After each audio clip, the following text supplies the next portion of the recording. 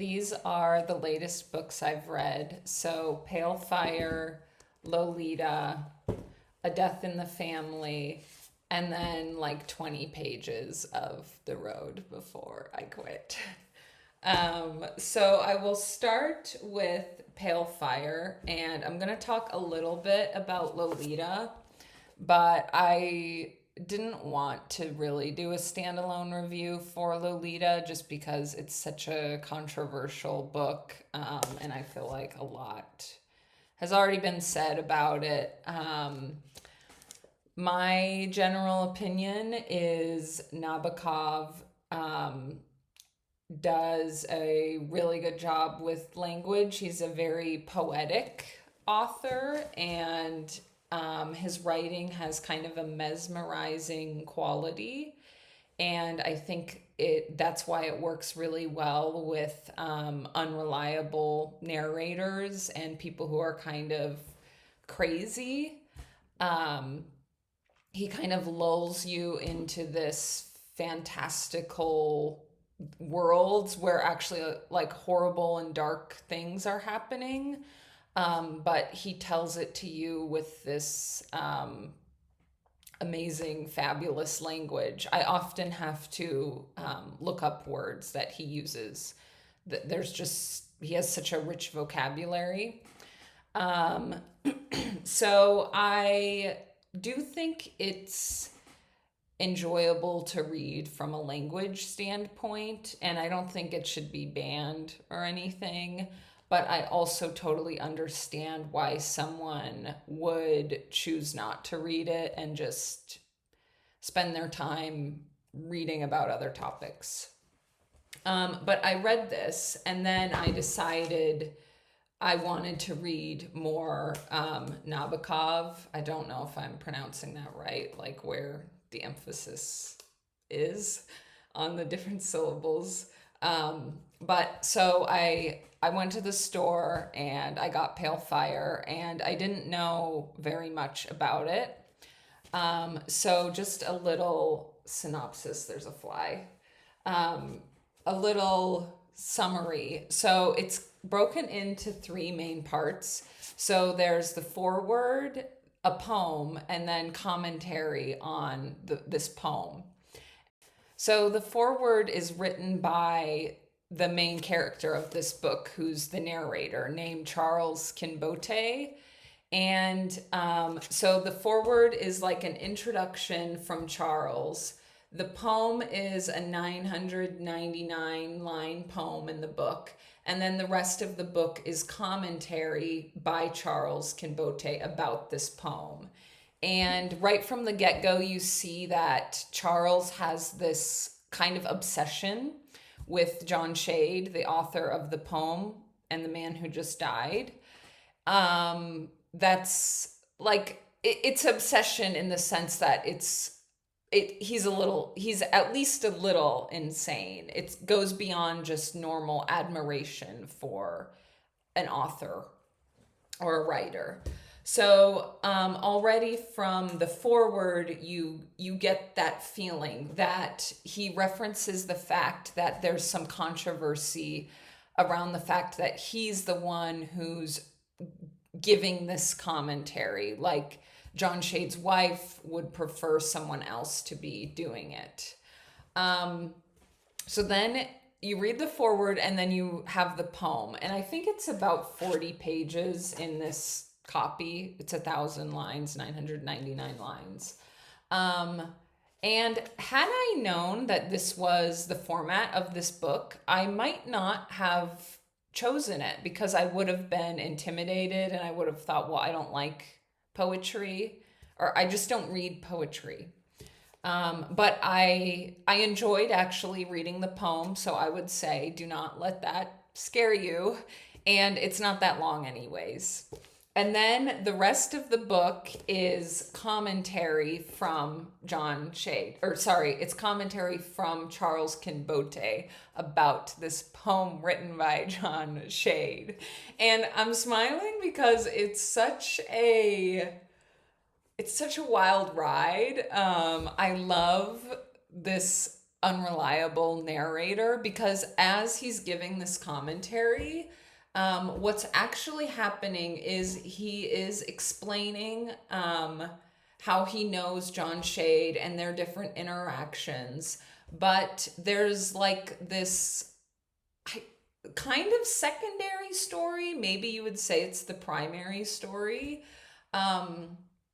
that Charles Kinbote is using this commentary basically as a vehicle to tell his own story about a king that is exiled from this country called Zembla, which seems to be just like a fictional Northern European country. And it's about this king making his escape from the country. And we don't actually get that much explanation in terms of like a political explanation as to why the king is leaving. It's more about the actual, the plot is just him escaping the country and his travels, and about his personal entanglements that he had even as a child, and then along the way as he's choreographing his escape. And there is a fear that he will be targeted for assassination. It's really entertaining, and it's also so enjoyable to read just because of the language used. So I wanted to put at least one quote that I liked just because of the technique that the author uses. So this is about the heating in his house, and this is part of the foreword. So it says, the heating system was a farce, depending as it did on registers in the floor, where from the tepid exhalations of a throbbing and groaning basement furnace were transmitted to the rooms with the faintness of a moribund's last breath. So he evokes this amazing imagery. It's not like nature imagery or anything like that. It's mostly through metaphor or similes, and then with very unique language, like vocabulary that I don't often come across. So if you like that, there's some really long, like flowing sentences or with different clauses. So you have to go back and reread them. If you enjoy that type of writing style, then this is, I want to say it's like pretty much unmatched. It's very strong. So I wouldn't say this is like one of my favorite books of all time, because it's a little too wacky, but I appreciate the absurdism. There is a line in the poem. It says, "You drive me to the library, we dine at 6:30, and that odd muse of mine, my versipel, is with me everywhere, in carrel and in car and in my chair." And this word, versipel, I was not familiar with, so I Googled it. And apparently it is a word that Nabokov came up with himself. So that just shows how dedicated he is. I guess how deep it goes for him with the creative language. The other words I had to look up, the ones that I checked were all otherwise real words, I will say. So that's not like, you don't have to learn his language to read this book, but I just thought that was, I was very surprised that he is that dedicated to his vocabulary. So kudos to him. So I believe it's in the foreword. Charles Kinbote says that he recommends you get two copies of the book, because you'll want to have a copy where you're reading the commentary, but then you'll want your other copy to be open to the page that the corresponding line of the poem is on. And there are a lot of instances where in the comments, he will say, "Oh, and also refer to my other comment on line such and such." So I can't imagine like rereading this book and not necessarily reading it in like the chronological order or the order that it's written, and like jumping around a lot, especially once you know the full story from beginning to end. Um, so I liked that just the how unique the structure is, and how there's this weird almost paradox where you think the the narrator, who's also the author of the foreword, it's like they're speaking knowing that you're reading the book, like breaking that fourth wall type of thing, yet you are still so contained and limited to seeing it from the eyes of a crazy person.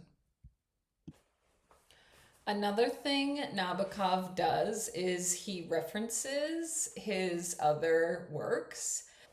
There's also use of the name Lolita. So it's in the poem, and not only is it in the poem, it's directly called out in the commentary. And one part of what it says is why our poet chose to give his 1958 hurricane a little used Spanish name, sometimes given to parrots, instead of Linda or Lois is not clear. So he's even like he didn't just sprinkle in a little Easter egg if you know Lolita. He actually calls it out in the commentary, and then also says, I don't know why the poet chose this name because it's so out of place. Um, I don't know. I think that's like a little much, but it's fun. It's fun. The next book I read is A Death in the Family. So I was really happy with this book. So I had really recently read the first three books of the Morning Star series by Knausgaard, and I enjoyed the first one. I was disappointed by the second one and thought the third one was okay. So I was hesitant to pick up this book, also because of my reservations about autofiction. But I was impressed with this book, and it reminded me why I like autofiction. This is an example, I think, of it done very well. So it's about his life. I think he's almost 30 in the book, but it has a lot of flashbacks to his childhood. So the current time that's happening, where he's about 30, his father has just died. And he goes back with his brother to the town where his father was living when he passed away. And they're making the funeral arrangements, basically. But that's probably half the actual text. It jumps around a lot. So you get a lot of flashbacks, a lot of kind of young teenager and then teenage young adult background about the author. Right from the beginning, is talking about death, which obviously really reminded me of the Morning Star series. And it talks about our discomfort with dead bodies. And in the opening, I was a little concerned because he talks about some dead bodies. Nothing crazy, like nothing that I think would put you off this book, but I was worried it was only going to get worse because he kind of describes like a child hit by a car, and I was worried he was going for shock factor. But I found that that's like as far as he went, and the rest of the book was a pretty useful discussion. He wasn't relying on like shock factor. He was actually earnestly discussing and questioning, why do we have this discomfort with death and dead bodies? Because he talks about his reaction when he sees his father's dead body. But it reminds me so much of the Morning Star series because there's the character Sivert who works for an undertaker, a funeral parlor. That makes up so much of this book.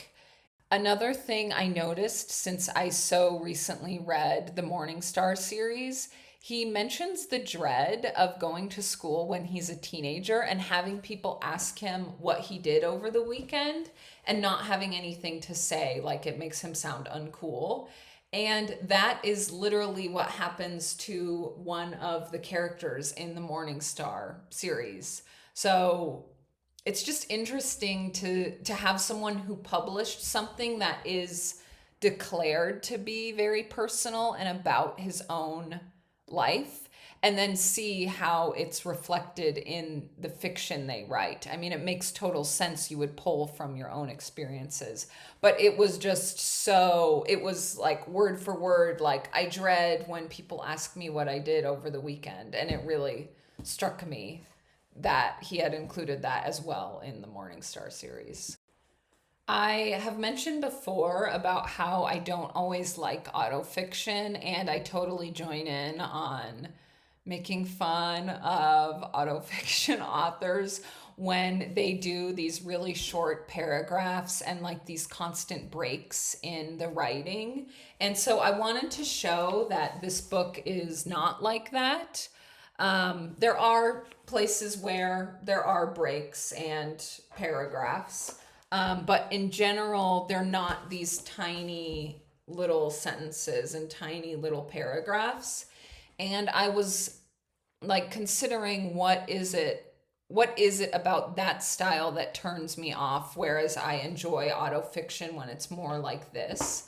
And I think it's because the longer paragraphs, and something that Knausgaard does a lot, is it's showing it's reflective of how they go through their own meandering thoughts. It's almost like Mrs. Dalloway by Virginia Woolf, where it's just a day in her life, but it opens up all of these memories and all of these meditations, and about how all of these things in our life are related to each other and how they all work together. And I felt like that was also reflected in this book, the way he jumps around in time.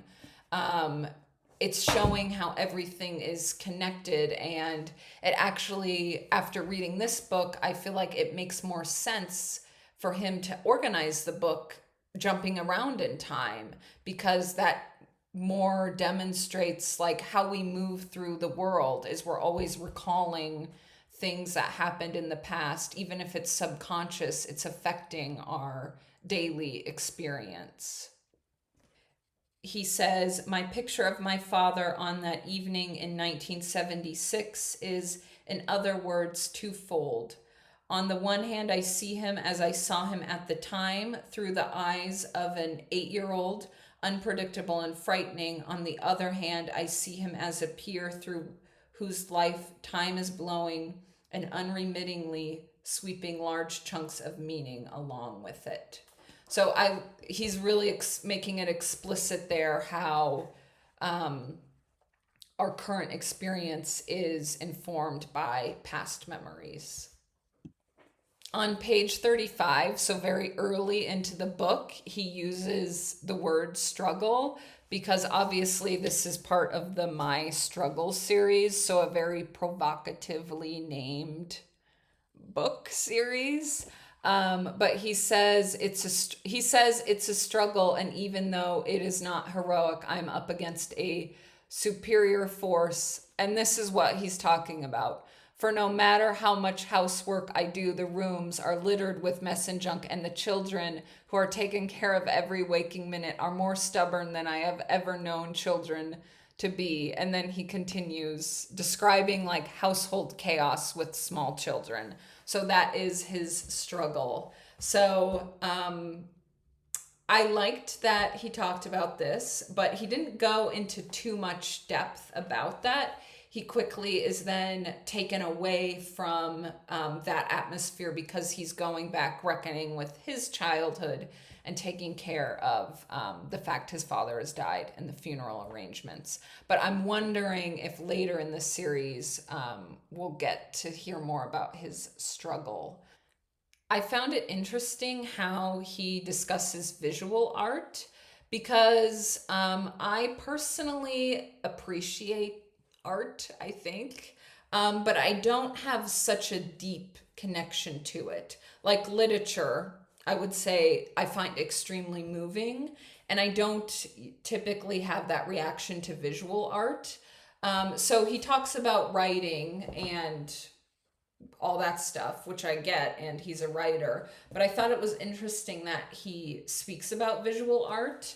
And I got out this book, The Last Supper by Rachel Cusk, because in this book, it's also autofiction about her family going to Italy. She talks about the different works of art that they see, and she actually like includes it in the book.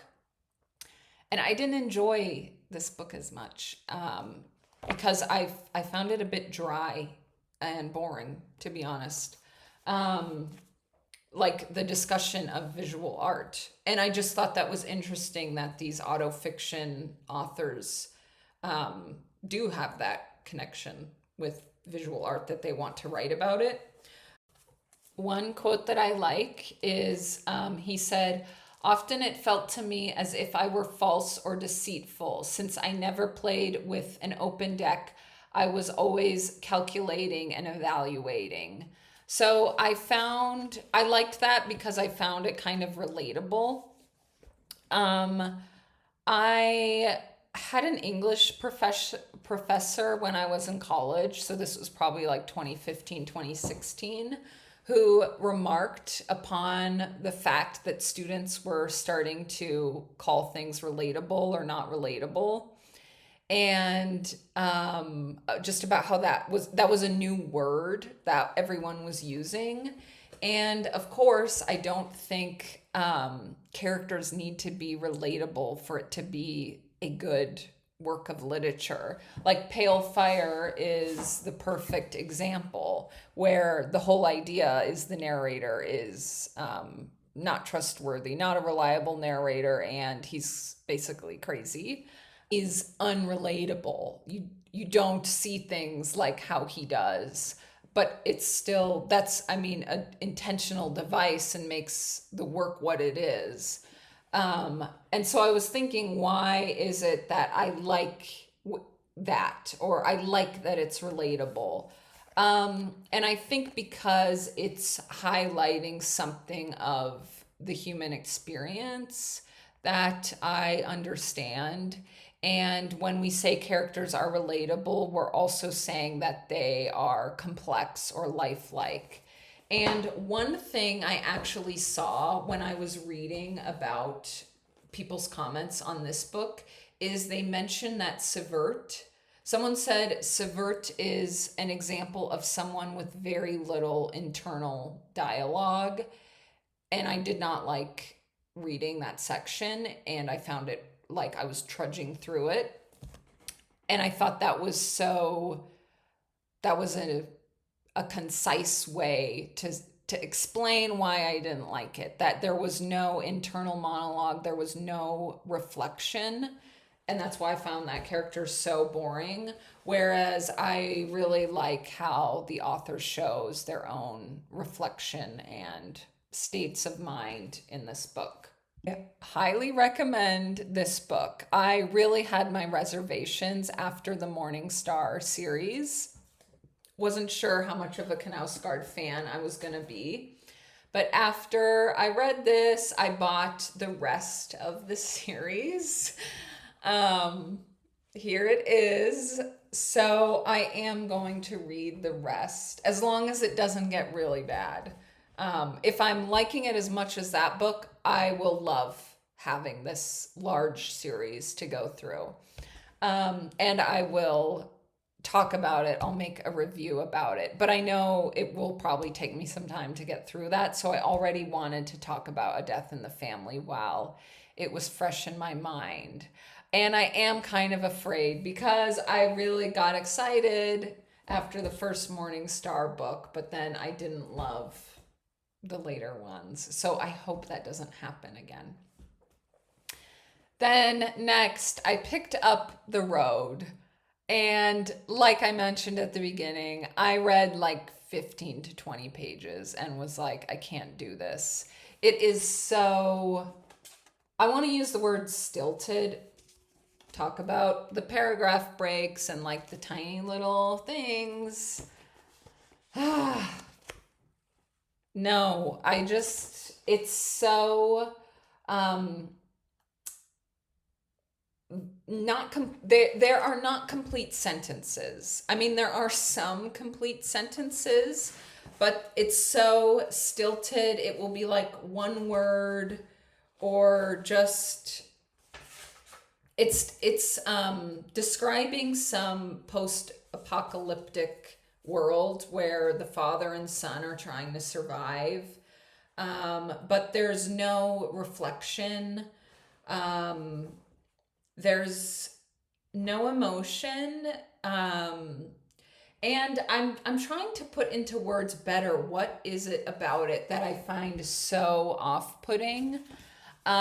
Because in A Death in the Family, for instance, the main guy, I feel weird calling it Karl Ove, but because that's the author, but that's also the main character who's narrating the book. But Karl Ove is always like bursting into tears and sobbing, and he will just plainly state, and then I started sobbing, and it's always like in front of his brother or someone or his uncle who just like totally ignores the fact that he's crying, which obviously is very cold. And Karl Ove does not, in as the author, does not comment on it. He just states it that it's happening. But from how he's stating it, you still have the emotion evoked in you, or you can still imagine how that feels to have your tears after your father has just passed away and you have this complicated relationship with him, how that must feel. So I'm not against like things being understated, and if anything I feel like I advocate for that. But there's something about this that is so, I want to use the word contrived, but obviously when you're writing, you're creating something, you're making intentional choices. So it's not that it's a sin to decide to write in a certain style. I just found it so like silly, contrived, over the top. I get that maybe it's trying to reflect the fact they're living on such a survival basis that it's like they don't have time for emotions. But wouldn't, if you were like roaming around with your child in this horrible situation, I feel like you'd be thinking a lot. I mean, maybe you would turn off your brain, but I feel like you would be thinking, reminiscing, even just constantly planning what you're going to do. I feel like your brain would be going, like there'd be a lot going on in there. So I decided not to read it. I was like, life is too short. I have other books that I want to read. I am not going to force myself to read this. I'm not even going to force myself to read 50 pages. So did not read. I kind of want to, technically maybe it's a did not finish, but I feel like even that is like giving the impression that I read more of it than I actually did. So thank you for watching.